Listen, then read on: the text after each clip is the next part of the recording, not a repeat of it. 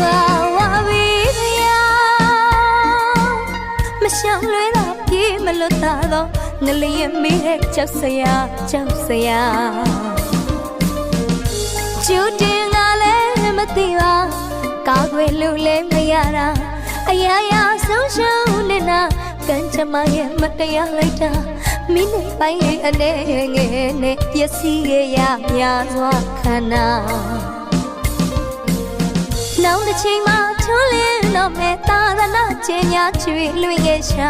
အနာဂတ်ရဲ့ကလေးငယ်လေးတွေကိုကျူနဲ့ပေါ်ဆုနေမွေရမန္တလေးမြို့ရဲ့ကုန်းချက်တရေဆောင်မြို့ရိုးကြီးလည်းပါစကိုင်းတရားဟောင်းလည်းပါရာဇဝင်အဆက်ဆက်ထင်ရှားတဲ့ရွှေဆိုင်ရဖျားလည်းထင်းမြေခါရှာ